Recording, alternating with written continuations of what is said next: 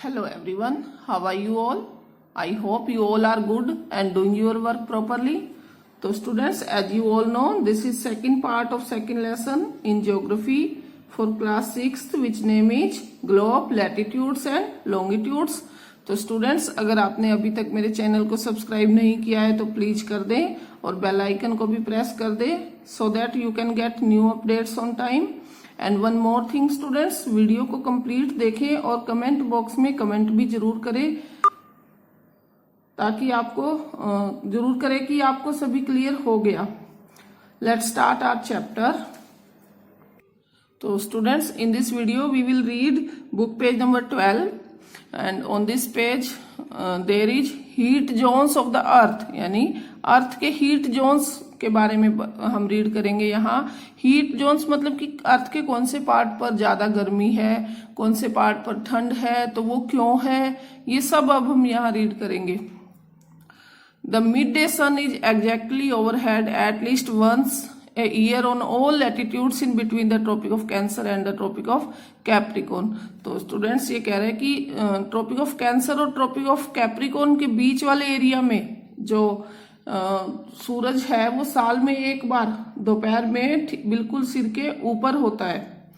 This area therefore receives the maximum heat and is called the torrid zone. इसीलिए ये area ज्यादा सूरज की heat को प्राप्त करता है और यहाँ ज्यादा गर्मी होती है और इसीलिए इस एरिया को टोरिड जोन कहते हैं, यानी कि हिंदी में इसे उष्ण कटिबंध कहते हैं, जहां पर ज्यादा क्या होगी, गर्मी होगी, क्योंकि सूरज एक बार क्या हो रहा है, बिल्कुल सर के ऊपर आ रहा है. यहाँ ये अभी मैं आपको डायग्राम से भी क्लियर करूंगी, एक बार हम ये रीड कर लें.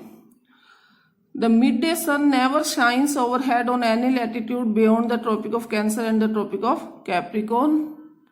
तो ट्रॉपिक ऑफ कैंसर और ट्रॉपिक ऑफ कैप्रिकॉर्न के अलावा किसी भी लैटिट्यूड पर दोपहर का सूरज जो है वो सर के ऊपर नहीं आता. The angle of the sun's rays goes on decreasing towards the poles. तो सूर्य की किरणों का जो एंगल है वो पोल्स की साइड डिक्रीज हो जाता है, नॉर्थ पोल और साउथ पोल की side. As such, the areas bounded by the Tropic of Cancer and the Arctic Circle in the northern hemisphere and the Tropic of Capricorn and the Antarctic Circle in the southern hemisphere have moderate temperature.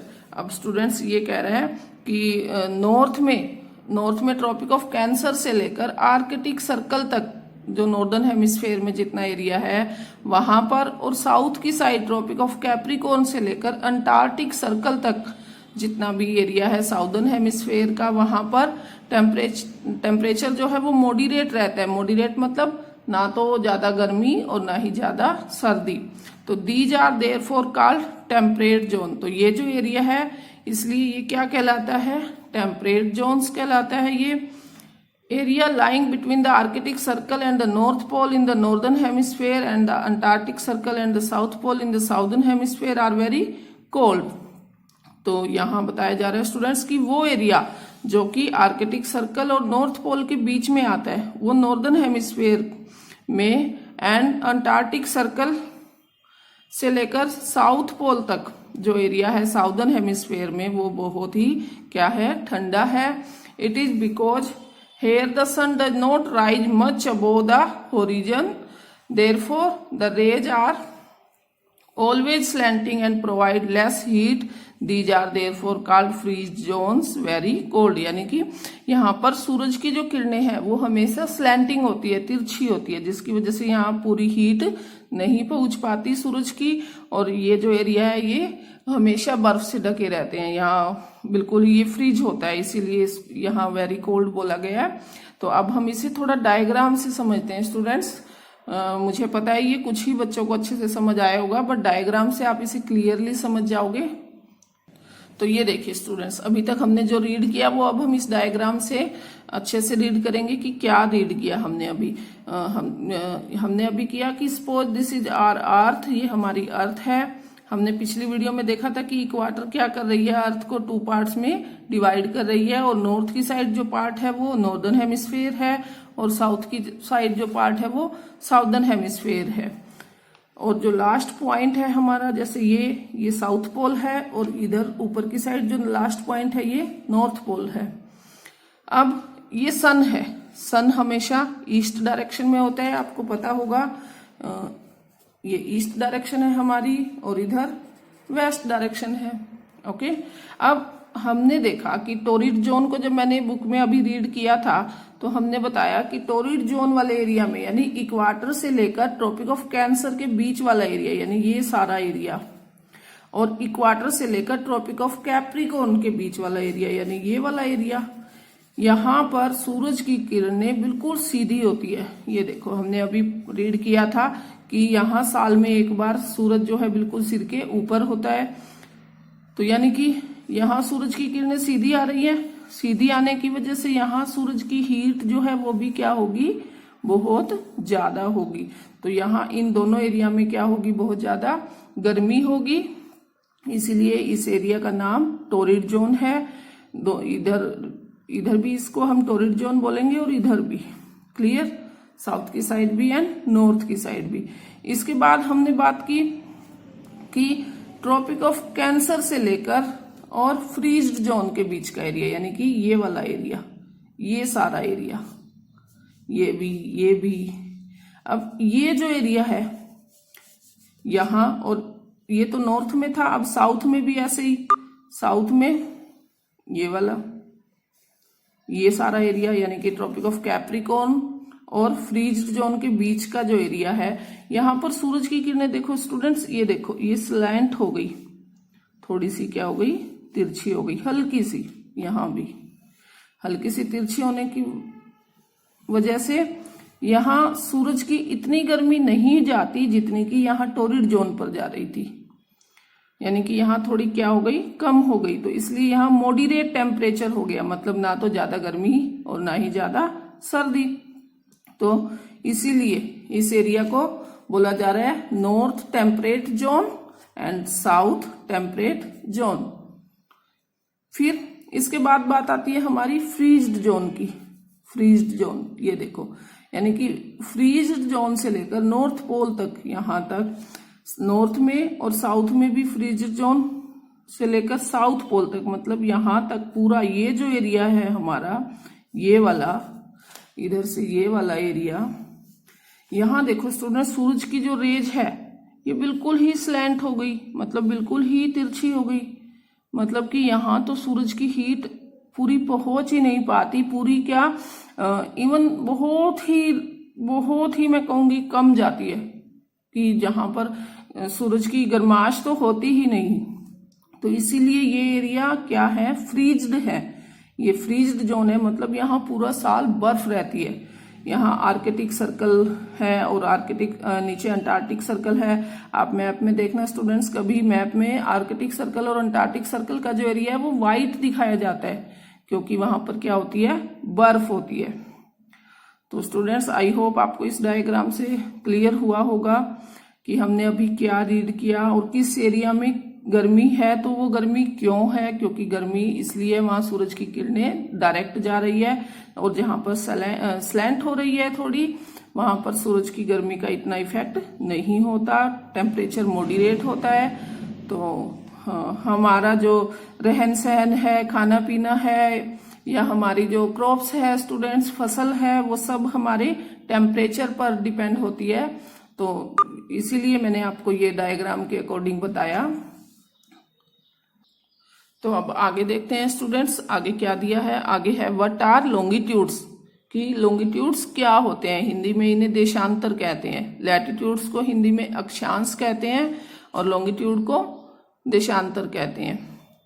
तो latitudes जो थे वो ऐसे वाले में थे, but longitudes जो है ये हैं स्टूडेंट्स, ये देखिए, यानी कि ये कहाँ है, ये नॉर्थ टू साउथ है, और जो हमारे लैटिट्यूड थे वो वेस्ट टू ईस्ट थे।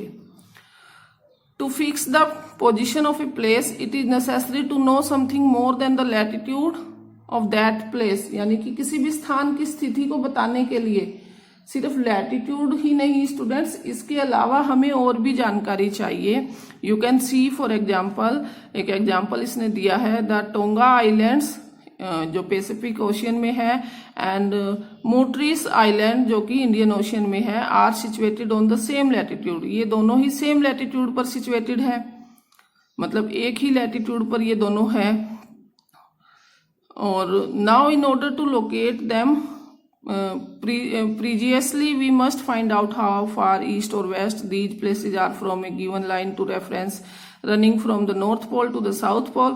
यानी कि अब हमें कैसे पता लगेगा कि ये नॉर्थ पोल से कितनी दूरी पर है या साउथ पोल से कितनी दूरी पर है, क्योंकि हमें लैटिट्यूड तो पता लग गया कि ये इतने डिग्री लैटिट्यूड पर है, लेकिन अगर हमें नॉर्थ पोल से इनकी एग्जैक्ट डिस्टेंस पता करना है तो वो हमें नहीं पता लगेगा। इसके लिए हमें क्या चाहिए, तो इसके लिए हमें कुछ लाइंस चाहिए जो कि नॉर्थ पोल से साउथ पोल तक चलेंगी। जैसे कि ये देखिए, यहाँ ऊपर नॉर्थ पोल है और यहाँ साउथ पोल है, तो नॉर्थ से लेकर साउथ तक ऐसी वाली लाइन चाहिएगी, तभी हमें किसी भी जगह की लोकेशन अच्छे से पता लगेगी। These lines are references are called the meridians of longitude। और ये जो लाइन्स है ये क्या कहलाती हैं स्टूडेंट्स, ये meridians of longitudes कहलाती है। और ये जैसे कि वहां पर हमने लैटिट्यूड में देखा था कि बीच वाली जो लाइन थी वो इक्वाटर थी, जो कि क्या कर रही थी, 2 पार्ट्स में डिवाइड कर रही थी, वो 0 डिग्री पर थी। अब ठीक ऐसे ही यहाँ पर भी है स्टूडेंट्स, ये देखिए ये प्राइम मेरिडियन लाइन है बीच वाली, ये भी 0 डिग्री पर है। अभी नेक्स्ट पेज में इसी को हम आगे अच्छे से एक्सप्लेन करेंगे। And the distances between the them are measured in degrees of longitude. और जो इनके बीच का डिस्टेंस है उसको हम डिग्रीज में मेजर करेंगे students. Each degrees further divided into minutes, और हर डिग्री कितने उस पर है, मिनट में डिवाइड है, एंड मिनट इनटू सेकंड्स, और मिनट जो है वो सेकंड में, यानी कि इससे हमें टाइम का भी पता लगता है। They are semicircles and the distance between them decrease steadily polewards until it becomes 0 at the poles where all the meridians meet। तो ये जो है सेमी सर्कल में है स्टूडेंट्स, और इनका जो डिस्टेंस है, बीच की जो दूरी है, वो पोल्स पर आकर कम होती है, क्योंकि पोल्स पर आकर ये क्या कर रही है, आपस में मिलती है। जैसे यहाँ देख सकते हो स्टूडेंट्स, ये देखिए यहाँ पोल्स पर ये आकर आपस में ये लाइंस क्या हो रही है, मिल रही है, तो इनका ये डिस्टेंस अब क्या हो गया, कम हो गया। Unlike parallels of latitude all meridians are of equal length, thus it was difficult to number the meridians. तो सभी मेरिडियंस की जो लंबाई है स्टूडेंट्स वो सेम होती है, इक्वल लेंथ होती है, लेकिन उनके बीच का डिस्टेंस बस पोल्स पर जाकर कम होता है, लेकिन उनकी जो लेंथ होती है वो इक्वल होती है सभी की। तो उस इक्वल लेंथ को मेजर करना मुश्किल था कि मेरिडियंस को हम कैसे मेजर करें। तो इसके लिए हिंस ऑल कंट्रीज डिसाइडेड, इसके लिए सभी देशों ने डिसाइड किया that the count should begin from the meridian which pass through Greenwich where the British Royal Observatory is located. यानी कि सभी ने डिसाइड किया कि इसकी जो काउंटिंग है वो हम ग्रीनिच से शुरू करते हैं, जो कि प्राइम मेरिडियन ग्रीनिच से क्रॉस हो रही है। ग्रीनिच एक जगह का नाम है स्टूडेंट्स, ब्रिटिश में, यूके में, जहां पर कि ब्रिटिश का रॉयल ऑब्जर्वेटरी यानी कि वेधशाला है इनकी, रिसर्च सेंटर है इनका यहाँ। और इस रिसर्च सेंटर के पास से जो मेरिडियन क्रॉस हो रही है उसको 0 डिग्री माना, और 0 डिग्री से फिर आगे चलते चलते डिग्रीज को मेजर किया। जैसे कि मैं यहाँ दिखा दूं स्टूडेंट्स, ये देखिए यहाँ ये ग्रीनिच है, ग्रीनिच यहाँ 0 डिग्री दिख रहा है आपको। अब 0 डिग्री से इधर चलेंगे तो इधर ईस्ट, जैसे यहाँ 30 डिग्री ईस्ट आ गया, फिर 60 डिग्री ईस्ट आ गया, ठीक ऐसे 0 डिग्री से वेस्ट की साइड चलेंगे तो 30 डिग्री वेस्ट आ गया, 60 डिग्री वेस्ट आ गया। मतलब इससे मेजर करना क्या हो गया, इजी हो गया कि एक बीच की लाइन लेने की वजह से। And this meridian is called the prime meridian. और ये जो मेरिडियन है ये क्या कहलाती है स्टूडेंट्स, प्राइम मेरिडियन। ये देखिए जो लॉन्गिट्यूड में बीच की लाइन है 0 डिग्री पर वो प्राइम मेरिडियन है। आपको याद होगा लैटिट्यूड में जो बीच की लाइन थी 0 डिग्री पर वो इक्वाटर थी। अब its value is 0 longitude and from it we count 180 eastward as well as 180 westward. यानी कि यहाँ 0 डिग्री से ईस्ट की साइड भी ये 180 होगी, और 0 डिग्री से वेस्ट की साइड भी ये कितनी होगी, 180 डिग्री होगी। Meridian divide the earth into 2 equal half, the eastern hemisphere and the western hemisphere. जैसे इक्वाटर ने अर्थ को 2 पार्ट्स में डिवाइड किया, वैसे ही इस प्राइम मेरिडियन ने भी क्या किया, अर्थ को 2 पार्ट्स में डिवाइड किया। यानी कि इधर ईस्ट की साइड जितना भी ये बचा, ये एरिया ईस्टर्न हेमिस्फेयर बना, और वेस्ट की साइड जो बना एरिया, ये वेस्टर्न हेमिस्फेयर बना। Therefore, the longitude of a place is followed by the letter E for the east and W for the west. ये जैसे नॉर्थ पोल के लिए हम N ले रहे थे, ऐसे ही डायरेक्शन के लिए बताया स्टूडेंट्स, ईस्ट के लिए E और वेस्ट के लिए W। ये इनके साथ लग रहा है, देखो डिग्री के साथ, 60 डिग्री W यानी कि 60 डिग्री वेस्ट, 30 डिग्री E यानी कि 30 degree east. It is, however, interesting to note that 180 east and 180 west meridians are on the same line। और ये कि एक इंटरेस्टिंग ये फैक्ट है कि 180 ईस्ट की साइड और 180 वेस्ट की साइड जो है वो सेम एक ही मेरिडियन पर है, सेम लाइन पर है वो। Now look at the grid of the parallels of latitude and meridians of longitude on the globe. You can locate any point on the globe very easily if you know its latitude and longitude। तो students ये कह रहे हैं कि अगर तुम्हें latitudes और longitude समझ आ गए अच्छे से, तो अब आप ग्लोब पर किसी भी जगह को आसानी से देख सकते हैं, पता कर सकते हो एग्जैक्ट लोकेशन की वो कितने डिग्री पर और कौन सी डायरेक्शन में है। फॉर एग्जाम्पल, अब इसने एक एग्जाम्पल भी दिया है स्टूडेंट्स।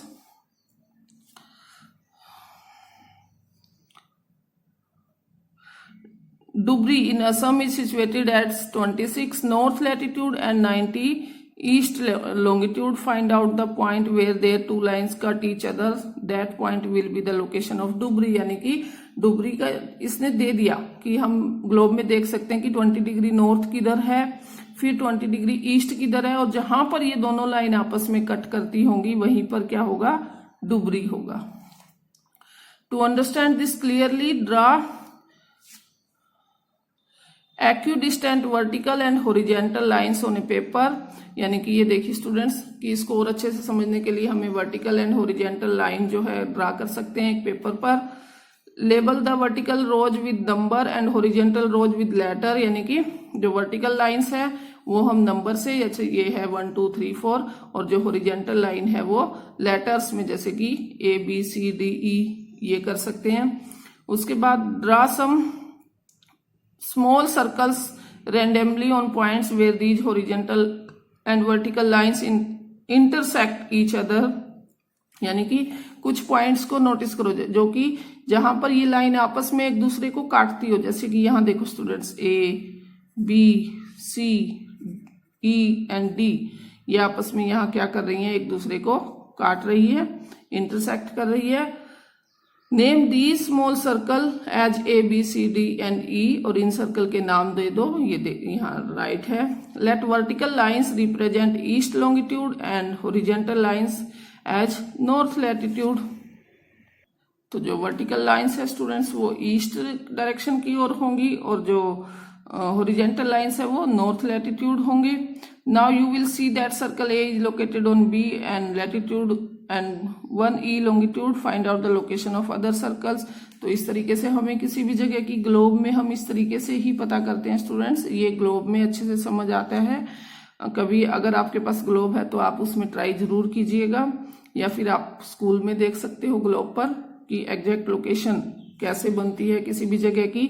तो अभी तक हमने यही देखा कि हमें एग्जैक्ट लोकेशन का पता करने के लिए कुछ लैटिट्यूड्स चाहिए जो कि वेस्ट टू ईस्ट होंगे, ये वाले जैसे कि, एंड कुछ हमें लॉन्गिट्यूड्स चाहिए जो कि नॉर्थ टू साउथ होंगे, जैसे कि ये वाली lines.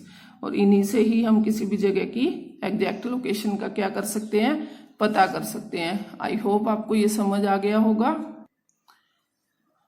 At last, students, thanks for watching and please like, share and subscribe my channel. Stay home, stay safe। हम मिलते हैं हमारी नेक्स्ट वीडियो में। तब तक के लिए आप इस वीडियो के इम्पोर्टेंट पॉइंट्स को लर्न कर लीजिएगा।